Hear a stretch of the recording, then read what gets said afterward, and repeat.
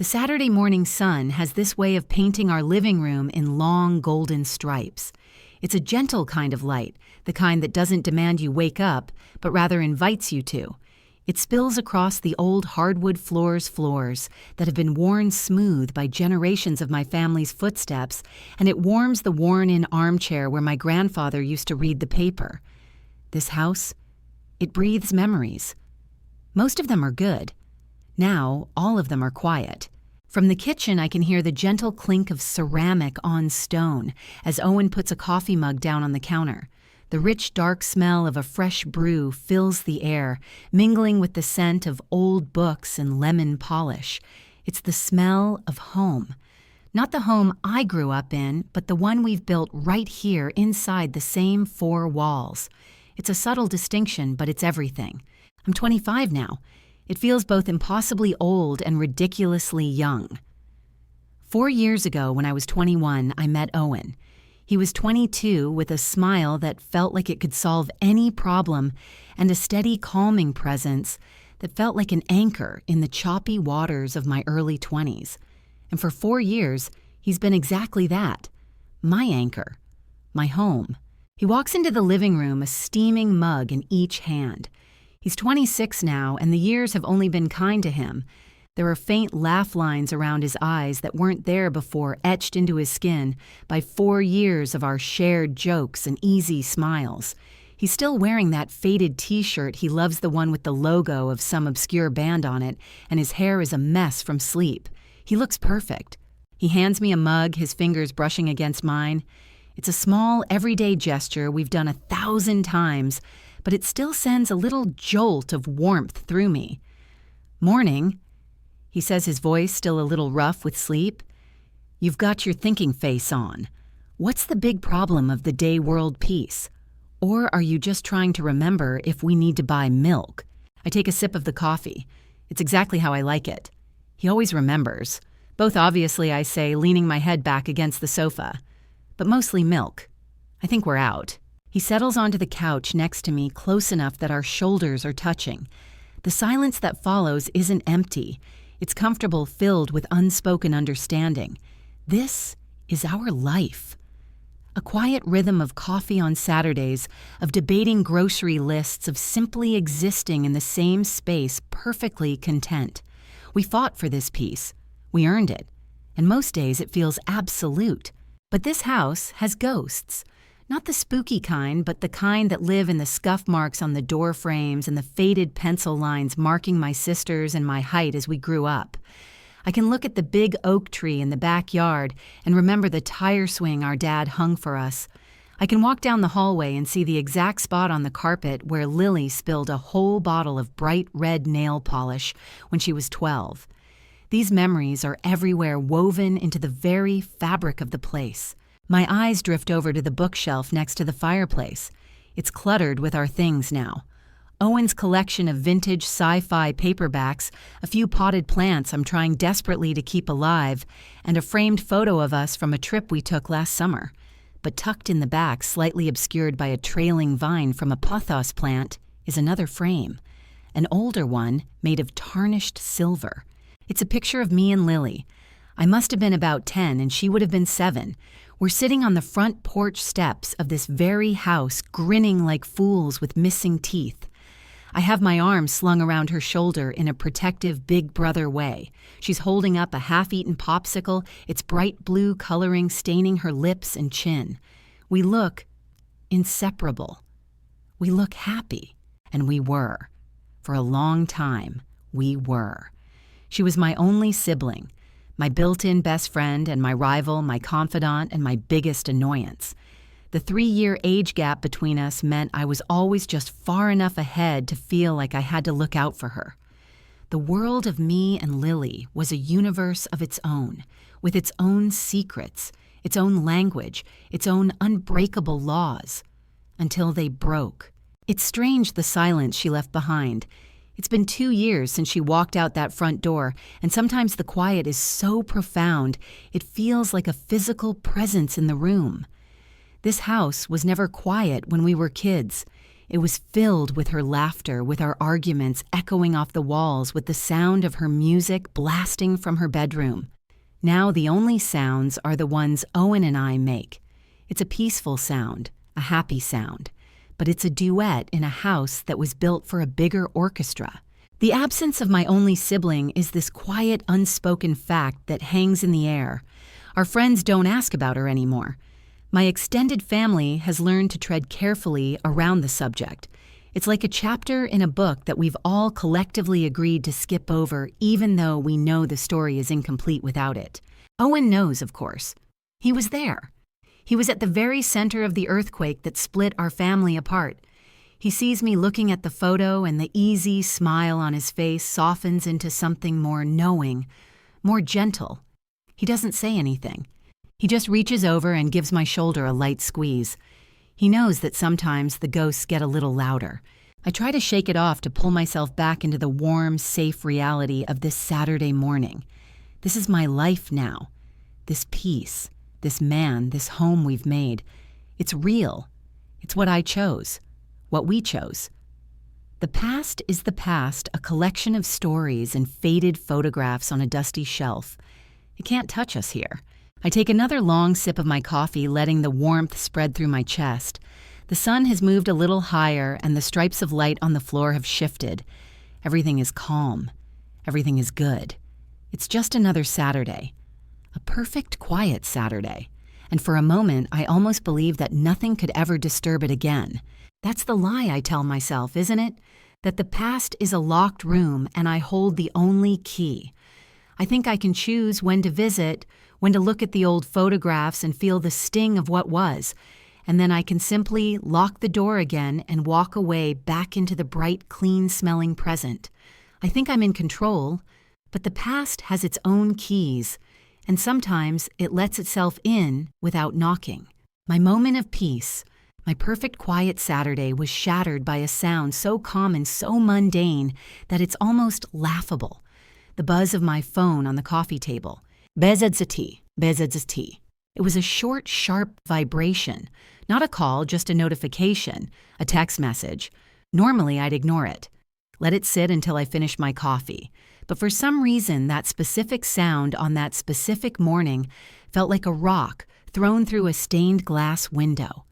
The silence it broke had been so complete, so sacred. Owen glanced up from his book, a slight furrow in his brow, as if he'd felt the disturbance too. I reached for the phone, a vague sense of annoyance prickling at me.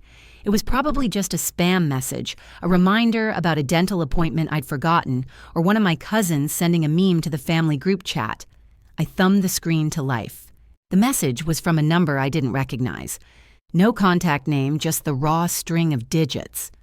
My eyes scanned the preview on the lock screen. Just a few words. But they were words that had the weight of a tombstone. Heard you two are still playing house. Hope you're happy. The air left my lungs in a silent rush. The coffee mug, which had felt so warm and grounding in my hands just a moment before, suddenly felt cold and heavy, like a piece of stone. I read the words again and again. Each time they seemed to rearrange themselves, becoming sharper, crueler, more precise in their attack. Heard you two. The casual, detached tone of a stranger reporting on a science experiment.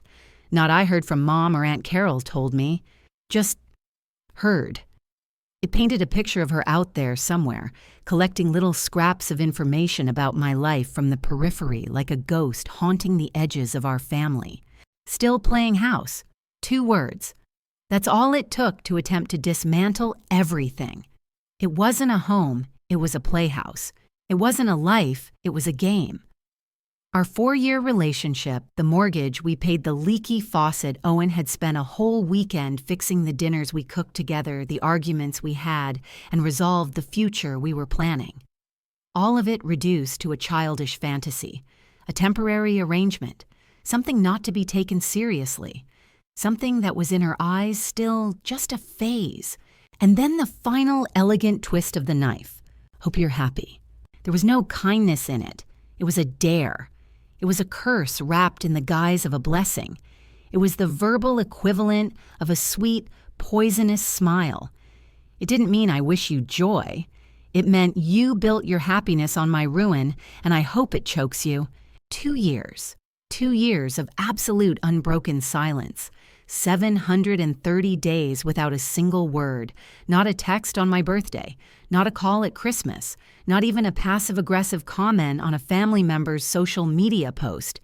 She had vanished from my life so completely that I had started to believe the door to that part of my past was not only locked, but sealed shut, the keyhole filled with cement. And now this, a message from the void. Roman, hey. Owen's voice cut through the ringing in my ears. I hadn't even realized he'd put his book down and was now looking at me, his expression etched with concern. The warm morning light caught the flecks of gold in his brown eyes. He was here. He was real. This life was real. What is it? He asked, his voice soft. You look like you've seen a ghost. I couldn't speak. I just turned the phone around and held it out to him. His eyes scanned the screen and I watched his face shift through a series of emotions. First confusion as he tried to place the unknown number, then a flicker of recognition, and finally a quiet, protective anger that made his jaw tighten. He looked up from the phone, his gaze meeting mine, and in his eyes I saw the reflection of my own shock and hurt. Lily, he said, it wasn't a question. I just nodded my throat, feeling tight and dry. I placed the coffee mug back on the table with a hand that was not quite steady. Owen let out a slow, frustrated breath.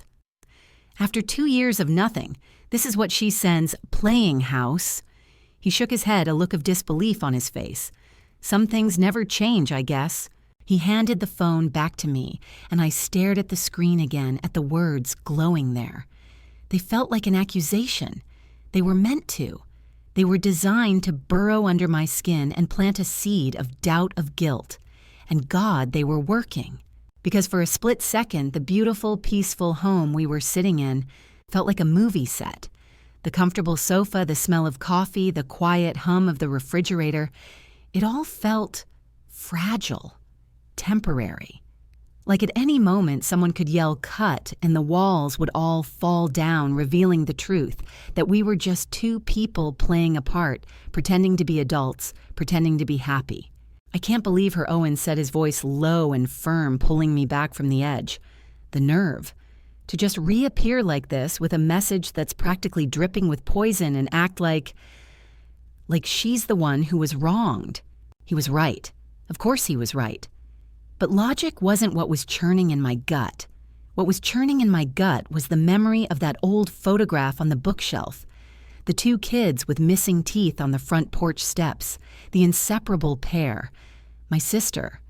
My only sister. The quiet in the house suddenly felt different again. It wasn't peaceful anymore. It was heavy. It was the sound of a deep, unhealed wound. This house, the one she'd so casually accused us of playing in, was our childhood home. Her childhood home. Every corner held a memory of her, and her text message had just armed every single one of them. The scuff mark on the doorframe was no longer a nostalgic quirk. It was a reminder of a bond I'd helped to sever. Owen must have seen the conflict warring on my face. He moved closer on the sofa, his knee brushing against mine. The contact was a small, solid anchor in the swirling storm of the past. Are you okay? He asked. It was such a simple question. 4 little words. But the answer was a story 2 years long. How could I even begin to explain the mess of emotions her text had stirred up? The anger, yes, but also the shame. The relief that she was gone, but also the deep buried sadness that I had lost my sister. Was I okay? I looked at him, at this man who had stood by me, who had been my partner in every sense of the word. He hadn't just witnessed the ugly parts. He had been the target of them. He knew exactly why Lily wasn't here. He knew what she had done. To answer his question, I couldn't just say yes or no. To answer, I had to go back. I had to walk back into that locked room, turn the key, and face the ghosts that were waiting inside. I had to remember why this quiet, peaceful life we had built was worth the price we'd paid. My gaze drifted from Owen's face past the coffee table and through the archway into the hall. I could almost see it. Not the present-day hallway clean and quiet, but the hallway from 2 years and 1 month ago. A version of myself aged 23 standing there, heart pounding, listening to the sound of my own relationship being systematically dismantled by the one person in the world I was supposed to be able to trust. No, I finally whispered, my voice hoarse. No, I'm not. I need to remember. Owen just nodded, his expression understanding. He squeezed my shoulder, a silent promise that I wouldn't have to remember it alone. And just like that, the present faded away. The smell of coffee was replaced by the faint, cloying scent of my sister's perfume. The warm sunlight filtering through the window was replaced by the harsh, artificial glow of the overhead light in the hallway. And the peaceful quiet of my Saturday morning was shattered by the memory of a lie. It was a suffocating time. I was 23 and Owen was 24. My sister Lily had just turned 20. The three of us living in the Jackson family home. On paper, it sounded cozy. In reality, it was a pressure cooker, and Lily was the one turning up the heat. At first, it was small things I could dismiss as me being an overprotective, slightly paranoid older brother. If Owen and I were watching a movie on the couch, she'd find a way to squeeze between us, complaining she was cold. She'd accidentally borrow his favorite hoodie, the one I got him for his birthday, and wear it around the house for days, letting it hang off her smaller frame in a way that felt performative. She started making him his coffee in the morning, remembering exactly how he liked it after he'd told her once a detail she'd then bring up in front of me. See her smile would say, I listen. I pay attention. I tried to talk to her about it gently. Hey, Lil, I said, it kind of feels like you're trying a little too hard with Owen. He's my boyfriend, you know? Her eyes widened, full of manufactured innocence. What are you talking about? I'm just being nice. God, Roman, can I be friendly to your boyfriend? Is your relationship that fragile? She made me feel crazy. I started second-guessing every interaction. Was I just jealous, insecure? Maybe she really was just trying to build a bond with the guy who was becoming a permanent fixture in our family. But deep down in that place that doesn't lie, I knew. It wasn't friendly. It was predatory. The breaking point came on a Tuesday night. I was working late and Owen was home studying for a certification exam. My phone buzzed in my pocket. It was Owen. The message just said, "We need to talk when you get home. It's about Lily." My blood ran cold. The 20-minute drive home felt like an eternity. Every worst-case scenario played out in my head. Had she made a move? Had he responded? The foundation of trust I had with Owen was solid, built over 2 years. But Lily was a master demolitions expert. I walked in the door to find him sitting at the kitchen table, his face grim. He didn't even say hello. He just pushed his phone across the table towards me. "Read," he said, and I did. I read a string of messages from my sister to my boyfriend, messages she had been sending him for weeks. Roman is so wrapped up in his own world. He doesn't even see you. It must be so exhausting having to deal with his moods all the time. I'm always here if you need to vent. And then the one that made my stomach drop. The one from that very night. He's working late again, isn't he? House is empty. You should come hang out in my room. We could have way more fun than you're having with that textbook. I looked up from the phone, my hands shaking. The air in the room felt thin. Owen was watching me, his expression a mixture of anger and concern. "She's been trying to drive a wedge between us for a month," he said, his voice quiet but intense. "Every time you're not in the room, it's some little comment, some flirty touch. I kept telling her to back off, but she wouldn't listen. I didn't want to show you because I knew it would destroy you. But tonight, this was too far." He was right. It did destroy me. The image of the little girl with scraped knees who I used to carry on my shoulders was shattered, replaced by this cruel, manipulative stranger who was living down the hall. The betrayal was so profound, it felt like a physical wound. We talked for hours. A confrontation was pointless. She would just deny it, twist it, claim he was lying, claim I was a controlling monster. She would make our lives a living hell until she got what she wanted. We couldn't just ask the snake to leave the garden. We had to make it want to leave on its own. That's when the idea, born from hurt and a desperate need for self-preservation, began to form. "She wants a bigger life," I said, the words tasting like ash. She's always complained about this town, about being stuck here. She thinks she's destined for something more, something better than us. Owen's eyes lit up with a dangerous spark, so we give it to her. The plan came together in a flurry of whispered strategy. We weren't just going to pull a prank. We were going to build her a golden bridge right out of our lives. The target, a massively prestigious, highly competitive summer internship program in a city 6 states away. A program so exclusive, so perfectly aligned with her career ambitions that getting in would be like winning the lottery. A program that, of course, didn't actually exist. Owen, a genius with graphic design, became the forger. He spent the next week locked in his room, meticulously downloading the official letterhead of the real company, hosting this fictional program. He matched the fonts perfectly. He created a glossy, professional-looking brochure filled with corporate jargon and stock photos of smiling, diverse interns. He even designed a formal acceptance letter, complete with a watermarked logo and a forged signature of a non-existent program director. My job was to provide the bait. I fed him all the little details that would make it irresistible to Lily. I knew the specific projects she'd bragged about in her college classes, the software she was learning the names of industry leaders she admired. We wove it all into the acceptance letter. Your portfolio, specifically your work on the mock-up, deeply impressed the board. And you will have the opportunity to be mentored by Dr. Alistair Finch.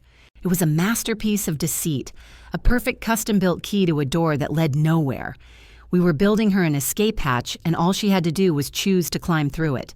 A week later, the acceptance packet was complete. It looked so real, so official, that for a moment even I felt a pang of something. Maybe it was awe at our own creation, or maybe it was the final crushing weight of what we were about to do. We sealed it in a crisp manila envelope, bought a stamp, and put it in our own mailbox for the mail carrier to pick up and deliver right back to our house the next day. The stage was set. The next afternoon, I was in the living room pretending to read my heart hammering against my ribs. I heard the mail slot click open and the soft thud of letters hitting the floor. Then I heard Lily's footsteps, the rustle of paper, and then a sharp, disbelieving gasp. She walked into the living room holding the manila envelope, her knuckles white. Her eyes were wide, scanning the forged acceptance letter. A slow, triumphant smile spread across her face. It was the most arrogant, self-satisfied expression I had ever seen. This wasn't just happiness. This was vindication.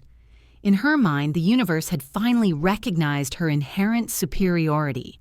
"I got in," she breathed, looking at me and Owen, who had just walked in from the kitchen. She held up the letter like a holy relic. The Vanguard Initiative. They only take 12 people a year. Globally. We played our parts perfectly. We feigned shock, then congratulations. Owen gave her a stiff, polite hug. I managed to say something about how proud I was. It felt like swallowing glass. The next 2 weeks were a blur of her insufferable gloating. She was a queen preparing to ascend to her rightful throne. Every conversation was about the prestigious work she would be doing, the important people she would be meeting, and how she couldn't wait to finally escape this small-town life. Her final night, she packed her last suitcase and stood in the doorway of the living room. She looked at me, and Owen curled up on the couch that had become our safe harbor. Well, she said, a condescending little smirk on her face, "Try not to get too bored while I'm gone. I wish you two the best with all this." She gestured vaguely around the room at our home, at our life, at us. "Hope you're happy playing house." And then she was gone. The front door clicked shut and a profound silence fell over the home. It was the first real quiet we'd had in months. We sat there, not moving, just listening to the sound of her car pulling out of the driveway and fading into the distance. We had done it. She was gone. We were free. And in the deafening silence of our victory, I felt a wave of relief, so powerful it almost made me sick. But underneath it, buried deep, was a tiny, cold stone of guilt. A stone that I would carry unknowingly for the next 2 years. The memory faded, leaving the heavy quiet of my living room in its place. Owen was watching me, his hand still on my shoulder. The phantom guilt I felt back then was no longer a phantom. It was real, sitting in my gut, awakened by my sister's text. Did we do the right thing? I whispered, the question hanging in the air between us. Roman Owen said, his voice firm, she tried to destroy us. She would have torn our relationship to shreds with a smile on her face, and then blamed you for it. We defended ourselves. We defended our home. He was right, but it didn't make the feeling go away. Just then, my phone rang again. The caller ID showed a picture of my aunt, my mom's sister. I hesitated, then answered, putting it on speaker. "Roman, honey, how are you?" she chirped. After a few minutes of pleasantries, she got to the real reason for her call. "Listen, I was just chatting with your cousin who lives out in Lily's city, and she said something odd. I was just wondering if you'd heard from Lily lately." My stomach tightened. "Not really, Aunt Carol. Why?" "Well," she said, her voice lowering conspiratorially, "it's just so strange. I asked my niece to check in on her, and she said Lily's working 2 jobs, one at a coffee shop and another at a bookstore, just to make her rent. And when she asked her about that big fancy internship she got, Lily completely shut down. Wouldn't say a word about it. Doesn't that seem odd to you? For someone who got such a huge opportunity, she never ever talks about it. It's like it never even happened." The line went quiet as I absorbed the words. Owen's hand tightened on my shoulder. It hit me like a physical blow. The true consequence. The prank hadn't just tricked her into leaving. It had trapped her. Her pride, the same monumental pride that fueled her sabotage, was now the warden of her own self-imposed prison. She would rather struggle in obscurity 6 states away than ever come home and admit that she had been fooled, that her golden ticket was a fraud. She was living in the fallout of our lie, too arrogant to ever ask for help. After I hung up with my aunt, I sat there staring at my phone, at Lily's message. "Heard you two are still playing house. Hope you're happy." I looked at Owen.